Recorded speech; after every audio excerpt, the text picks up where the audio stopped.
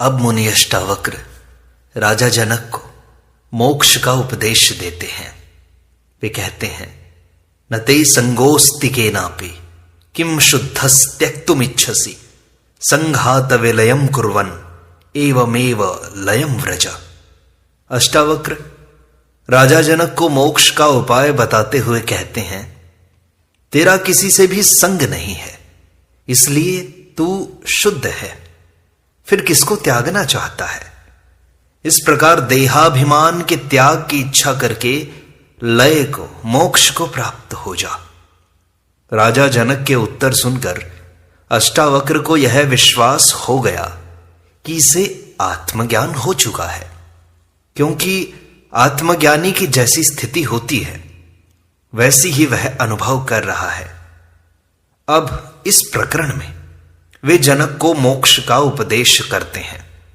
अष्टावक्र कहते हैं कि जब आत्मज्ञान की स्थिति में तूने जान लिया कि तू शुद्ध चैतन्य मात्र आत्मा है, तेरा कोई संगी साथी नहीं है, तू अकेला है, फिर तू किसे त्यागना चाहता है।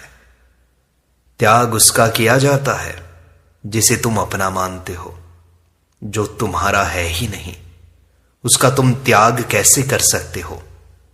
यह सब जिसे तुम अपना समझ रहे हो वह मात्र देहाभिमान के कारण है। देहाभिमान से ही यह संसार अनंत शरीरों वाला दिखाई देता है, तथा मनुष्यों में जो परस्पर संबंध हैं वे सब देहाभिमान के कारण ही हैं। इस देहाभिमान के कारण ही आत्माओं में भी भेद दिखाई देता है कि जितने देह हैं उतनी ही आत्माएं हैं। देह अनंत हैं, इसलिए आत्माएं भी अनंत हैं। यह मेरा, तेरा, अपना, पराया आदि के समस्त भेद भी देहाभिमान के कारण हैं। इसी देहाभिमान के कारण ही लोग वस्तुओं को अपनी समझकर दान करते हैं, उनका त्याग करते हैं। यह मोह, लोभ, ममता आदि भी देहाभिमान के कारण ही हैं। यह धन दौलत, महल, पत्नी, पुत्र, संबंधी इत्यादि छोड़ने से कुछ नहीं होगा। देहाभिमान ही सबसे बड़ा बंधन है, इसके त्याग से ही मोक्ष हो जाता है। यह देहाभिमान ही अज्ञान है। दिया जलने पर अंधेरे का त्याग नहीं करना पड़ता, जो है ही नहीं उसका त्याग कैसा भला। इस देहाभिमान के कारण ही तुम्हें यह भ्रांति हो गई थी कि यह मेरा है, इसलिए त्याग की बात सोचते हो। ज्ञान के प्रकाश में ही तुम्हें इस सत्य का ज्ञान हो सकता है। इस देहाभिमान की भ्रांति का मिट जाना ही मोक्ष है, अतः तू इसे मिटाकर मोक्ष को प्राप्त हो जा। अष्टावक्र आगे कहते हैं, उदेति भवतो विश्वम वारिधेरिव बुद्बुदः इति ज्ञात्वैकम् आत्मानम् एवमेव लयम व्रज। तुझसे संसार उत्पन्न होता है जैसे समुद्र से बुलबुला, इस प्रकार आत्मा को एक जानकर मोक्ष को प्राप्त हो। अष्टावक्र मोक्ष का उपाय बताते हुए कहते हैं कि यह आत्मा समुद्र के समान है एवं यह संसार उस समुद्र में उठे बुलबुले की भांति है, इसलिए यह संसार तुझ आत्मा से भिन्न नहीं है। समस्त सृष्टि एक है। इस प्रकार के एकत्व भाव को ग्रहण करके तू मोक्ष को प्राप्त हो जा। देवी भागवत में भी कहा है, यह बंध और मोक्ष मन के ही धर्म है। मन के शांत होने से बंध और मोक्ष का नाम भी नहीं रहता। आत्मा में मन के लय करने से सारा जगत लय को प्राप्त हो जाता है। अष्टावक्र कहते हैं कि जब तक आत्मा के एकत्व का बोध नहीं होता तब तक मोक्ष नहीं है। अष्टावक्र कहते हैं, प्रत्यक्षम अप्यवस्तुत्वाद विश्वम नास्त्यमले त्वयि रज्जु सर्प इव व्यक्तमेव एवमेव लयम व्रज। दृश्यमान जगत प्रत्यक्ष होता हुआ भी रज्जु सर्प की भांति तुझ शुद्ध के लिए नहीं है, इसलिए तू मोक्ष को प्राप्त हो। अज्ञानी को यह दृश्यमान जगत स्थूल होने से प्रत्यक्ष दिखाई देता है, क्योंकि उसे इस आत्म तत्व का कुछ पता नहीं है, किंतु उसके पीछे जो सूक्ष्म है वह इंद्रियों का विषय नहीं होने से प्रत्यक्ष दिखाई नहीं देता। आत्मज्ञानी ही इस तत्व को जानने में सक्षम है। अतः अष्टावक्र कहते हैं कि यह दृश्यमान जगत प्रत्यक्ष होता हुआ भी रज्जु सर्प की भांति तुझ शुद्ध चैतन्य आत्मज्ञानी के लिए सत्य नहीं है। तेरे लिए तो एकमात्र यह आत्मा ही सत्य है। ऐसा मानकर तू मोक्ष को प्राप्त हो जा। आत्म तत्व में दृढ़ निष्ठा वाला होना ही मुक्ति है। अष्टावक्र आगे समझाते हैं, सम दुख सुख पूर्ण आशा नैराश्ययोः समः समजीवित मृत्यु सन एवमेव लयम व्रज। दुख और सुख जिसके लिए समान है, जो पूर्ण है, जो आशा और निराशा में समान है, जीवन और मृत्यु में समान है, ऐसा होकर तू मोक्ष को प्राप्त हो। अष्टावक्र कहते हैं कि जब तूने यह जान लिया कि यह आत्मा पूर्ण है और मैं शरीर नहीं आत्मा ही हूं, इसलिए मैं भी पूर्ण ही हूं। यह सुख दुख मन के धर्म है, आशा निराशा चित्त के धर्म है तथा जीवन और मृत्यु शरीर के धर्म है। तो इन तीनों से परे चैतन्य आत्मा है जो साक्षी है। अतः यह आत्मा के धर्म कदापि नहीं है। इसलिए जब तूने अपने को आत्मा जान लिया तो तेरे लिए ये सब समान है। तुझे न इनसे प्रसन्नता है न दुख। ऐसा स्थित प्रज्ञ होकर तू मोक्ष को प्राप्त हो जा। अष्टावक्र इन 4 सूत्रों में मुक्ति का उपदेश करते हैं कि देहाभिमान का त्याग, अद्वैत आत्मा का बोध, जगत की भ्रांति का त्याग तथा द्वंद्वों में समत्व बुद्धि का होना, ये 4 धारणाएं आत्मज्ञानी को मुक्त करा देती हैं। अष्टावक्र आगे कहते हैं, आकाशवद अनंतोहम घटवत प्राकृतम जगत इति ज्ञानम तथैतस्य न त्यागो न ग्रहो लयः। मैं आकाश की भांति अनंत हूं, यह संसार घड़े की भांति प्रकृतिजन्य है, ऐसा ज्ञान है। इसलिए न इसका त्याग है, न ग्रहण और न लय है। 5वें प्रकरण में अष्टावक्र राजा जनक के आत्मज्ञान पर आश्वस्त होकर उन्हें मुक्ति का उपाय बताते हैं। साथ ही वे परोक्ष रूप से उनकी परीक्षा भी ले रहे हैं कि इसे मोक्ष की चाह है या नहीं। यदि चाह है तो इसका अर्थ है अभी मोक्ष हुआ नहीं। जहां न कुछ पाने को है न छोड़ने को, न राग है न विराग, न आसक्ति है न विरक्ति, यहां तक कि न संसार है न मुक्ति। चित्त की ऐसी शून्य एवं जागृत अवस्था का नाम ही मोक्ष है।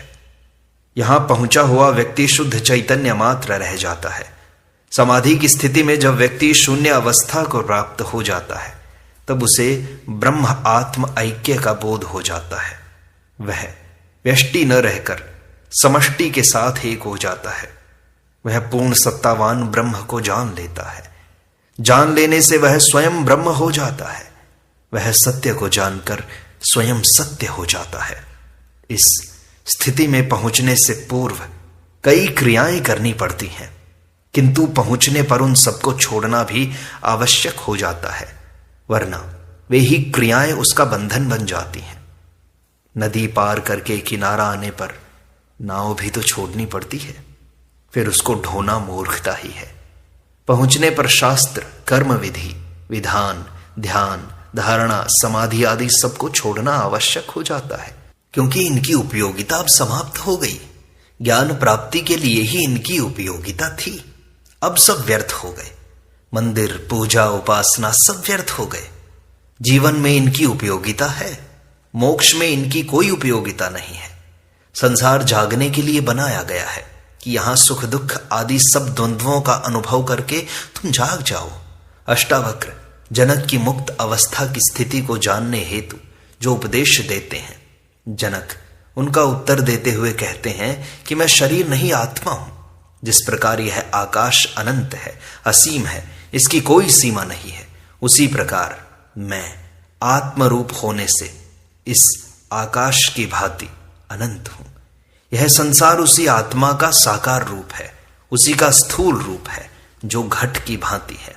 जब यह संपूर्ण सृष्टि एक ही आत्म तत्व है तो फिर इसका त्याग, ग्रहण और लय कैसे तथा किसमें हो? त्याग, ग्रहण तथा लय, इनमें दो का होना आवश्यक है, तब एक का त्याग, ग्रहण व लय दूसरे में होता है, अन्यथा नहीं होता। जब मैंने देख लिया कि आत्मा एक ही है तथा वही सत्य है, सर्वम खलु इदं ब्रह्म नेह नानास्ति किंचन सत्यम ज्ञानम अनंतम ब्रह्म, तो फिर किसका किसमें लय हो? क्या त्याग हो और क्या ग्रहण हो? आत्मज्ञान की पुष्टि करते हुए राजा जनक मुनि अष्टावक्र से छठे प्रकरण के दूसरे श्लोक में कहते हैं, महोदधिर्वाहम स प्रपंचो वीचि सन्निभः इति ज्ञानम तथैतस्य न त्यागो न ग्रहो लयः। मैं समुद्र के समान हूं, यह संसार तरंगों के समान है, ऐसा ज्ञान है, इसलिए न इसका त्याग है, न ग्रहण और न ही इसका लय है। जनक दूसरा उदाहरण देते हुए कहते हैं कि मैं आत्मरूप होने से समुद्र के समान हूं एवं यह जगत मेरी ही तरंगों के समान है, ऐसा ज्ञान मुझे हो चुका है। भिन्नताएं जो भ्रांतिवश प्रतीत हो रही हैं सब मिट चुकी हैं, इसलिए न इसका त्याग है, न ग्रहण है, न ही लय है। ऊपर के उदाहरण में आकाश एवं घट में भी भिन्नता की प्रतीति होती है कि घट एवं आकाश भिन्न तत्व हैं, इसलिए जनक इस दूसरे उदाहरण में लहर और सागर का उदाहरण देकर अद्वैत की स्थिति को स्पष्ट करते हैं कि आत्मा एक ही है, इसका न निर्माण होता है न विनाश, इसलिए न इसे छोड़ा जा सकता है न ही ग्रहण किया जा सकता है, न इसका किसी में लय होता है। अहम सुषुप्ति संकाशो रूप्यवद विश्व कल्पना इति ज्ञानम तथैतस्य न त्यागो न ग्रहो लयः। जनक आगे कहते हैं, मैं सीपी के समान हूं, विश्व की कल्पना चांदी के समान है, ऐसा ज्ञान है, अतएव इसका न त्याग है न ग्रहण और न ही लय। ऊपर के उदाहरण में समुद्र और उसकी तरंगों में फिर थोड़ी भिन्नता दिखाई देती है, अतः जनक इस सूत्र में तीसरा उदाहरण देकर और स्पष्ट करते हैं कि यह जगत समुद्र व तरंगों की भांति भी नहीं है, क्योंकि लहरों का लय समुद्र में होना संभव है, किंतु मैं आत्मा सीपी के समान सत्य हूं एवं इस विश्व की कल्पना उस सीपी में चांदी की भ्रांति के समान है, अतः भ्रांति रूप होने से न इसका त्याग है, न ग्रहण है, न लय है, ऐसा ज्ञान है। जनक आगे कहते हैं, अहम वा सर्वभूतेषु सर्वभूतान्यथो मयि इति ज्ञानम तथैतस्य न त्यागो न ग्रहो लयः। मैं निश्चित ही सब भूतों में हूं और ये सब भूत मुझ में हैं, ऐसा ज्ञान है, इसलिए न इसका ग्रहण है, न त्याग है, न लय है। उपरोक्त तीनों उदाहरणों में अद्वैत की पूर्ण व्याख्या नहीं हो पाई, इनमें भी थोड़ी थोड़ी भ्रांति रह ही जाती है। अतः जनक इस चौथे उदाहरण द्वारा और स्पष्ट करते हुए कहते हैं कि मैं आत्मरूप होने से सभी भूत पदार्थों में हूं तथा ये सभी भूत मुझ में हैं। ऐसी आत्मा एवं सृष्टि की अभिन्न स्थिति है। ये समस्त भूत समुदाय शारीरिक रूप से भिन्न भिन्न प्रतीत होते हुए भी सभी मेरे ही रूप हैं। रूप और अरूप का, सूक्ष्म और स्थूल का, निराकार और साकार का तत्वतः कोई भेद नहीं होता। वाष्प भी जल ही है, वह जल भी वाष्प ही है। केवल आकार भेद से तत्व में भेद नहीं होता। ऐसी ही आत्मा और सृष्टि है। इसका न त्याग है, न ग्रहण है, न लय है। इस अद्वैत को और भी कई उदाहरणों से समझाया जाता है, जैसे सूत और वस्त्र, माला की मणियां तथा धागा, आकाश और उसकी नीलिमा इत्यादि। ऐसा ही सृष्टि एवं आत्मा का संबंध है। छठे प्रकरण की समाप्ति के बाद सातवां प्रकरण प्रारंभ होता है। पहले श्लोक में जनक कहते हैं, मय्या अनंत महाम्बोधौ विश्वपोत इतस्ततः भ्रमति स्वांतवातेन न ममास्य सहिष्णुता। मुझ अंतहीन महासमुद्र में विश्वरूपी नाव अपनी ही प्रकृत वायु से इधर उधर डोलती है। मुझे असहिष्णुता नहीं है। पूर्व अध्याय में जनक कहते हैं कि यह विश्व अपनी स्वाभाविक गति से चल रहा है। मेरे ज्ञानी हो जाने से विश्व की गति में कोई परिवर्तन नहीं आ गया, बल्कि मेरी दृष्टि बदल गई। जिससे पहले मैं उसमें लिप्त था, उसकी गति से प्रभावित था, किंतु अब मैं साक्षी होकर, दृष्टा होकर देख रहा हूं। अब मैं उससे प्रभावित नहीं हो रहा हूं। इससे मेरे में त्याग, ग्रहण और लय के विचार ही नहीं उठते। मैं आत्मस्वरूप हो गया हूं। फिर ये विचार किससे उठे? विचार मात्र मन के हैं। आत्मा में कोई विचार नहीं है। इसी क्रम में वे आगे इस सूत्र में अपनी मुक्त अवस्था का वर्णन करते हैं कि मैं आत्मा हूं जो उस अंतहीन महासमुद्र के समान है। इसमें यह विश्वरूपी नाव अपनी प्रकृत वायु से इधर उधर डोलती है। कोई दूसरा इस वायु को नहीं चलाता, किंतु मैं तटस्थ होकर, साक्षी होकर इसे देख रहा हूं। मुझे असहिष्णुता नहीं है। मैं इससे प्रभावित नहीं होता हूं। यह सारा उपद्रव, अशांति इत्यादि लहरों तक ही सीमित है। समुद्र गहराई में प्रभावित नहीं होता। इसी प्रकार मनुष्य की सारी अशांति का कारण मन है। मन में ही कामनाओं, वासनाओं की तरंगें उठती हैं। यह मन का स्वभाव है। जो नहीं है उसकी मांग, जो है उसमें संतोष नहीं है, अधिक चाहिए। कोई धन पाने के लिए अशांत है, तो कोई पद के लिए, कोई सम्मान के लिए, तो धार्मिक व्यक्ति ईश्वर तथा मोक्ष पाने के लिए ही अशांत है। लोग भिन्न भिन्न कारणों से अशांत हैं, किंतु मेरे में सहिष्णुता है। मैं अपने स्वभाव को उपलब्ध हो गया हूं, स्वाभाविक जीवन जी रहा हूं, अतः मैं पूर्णतया शांत हूं। मैं शांत होने की चेष्टा भी नहीं करता। चेष्टा ही अशांति का कारण है। जो हो रहा है सब ठीक है, सब स्वीकार है। कोई चुनाव नहीं, अच्छे बुरे का कोई भेद नहीं, कोई संकल्प विकल्प नहीं। न ही मैं हिंसक हूं, न अहिंसक बनने का प्रयत्न करता हूं।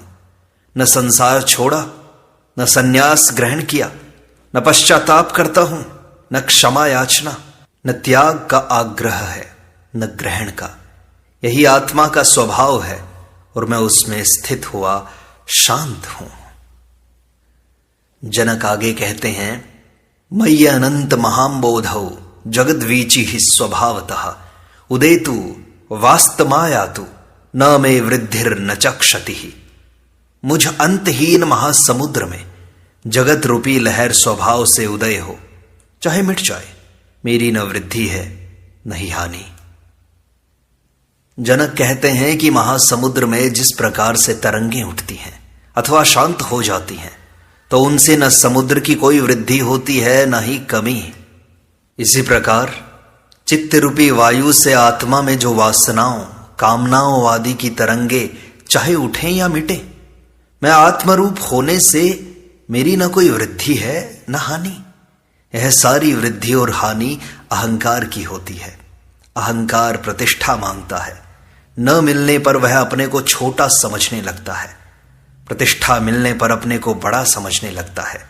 फुग्गे की तरह फूलता और चिपक जाता है। संसारी तो प्रतिष्ठा मांगते ही हैं, साधु सन्यासी भी मांगते हैं। वे भी बैंड बाजे बजवाते हैं, जय जयकार करवाते हैं, शोभा यात्रा निकलवाते हैं, तालियां बजवाते हैं, ऊंचे आसन पर ही बैठते हैं। यह सारा पाखंड पूज्य बनने के लिए ही करते हैं। वे अस्वाभाविक हैं जो इन अहंकार की तरंगों से प्रभावित हैं। जनक कहते हैं, मैं इनसे अब प्रभावित हूं, अतः मेरी न वृद्धि है और न ही हानि। जनक आगे कहते हैं, मय्य अनंत महाम्बोधौ विश्वम नाम विकल्पना अति शांतो निराकारा एतद एव अहमास्थितः। मुझ अंतहीन महासमुद्र में निश्चय ही संसार कल्पना मात्र है। मैं अत्यंत शांत हूं, निराकार हूं और इसी अवस्था में स्थित हूं। जनक कहते हैं कि मैं आत्मा रूपी अंतहीन समुद्र हूं जिसमें यह संसार कल्पना मात्र है। जब इसका अस्तित्व ही नहीं है तो यह मुझे कैसे प्रभावित कर सकता है। पहले इस कल्पना को, भ्रम को ही मैं वास्तविक समझता था, इसलिए यह मुझे प्रभावित करता था, अशांत करता था। अब मैं अपने को निराकार रूप में समझकर अत्यंत शांत हूं। अब मेरे में कोई विक्षेप नहीं है। ये सारे विक्षेप मन के कारण थे। आत्मरूप मुझ में कोई विक्षेप नहीं हो सकता। इस प्रकार अष्टावक्र गीता की सरल व्याख्या का यह भाग यहीं संपूर्णता को प्राप्त होता है। शेष अगले अंक में।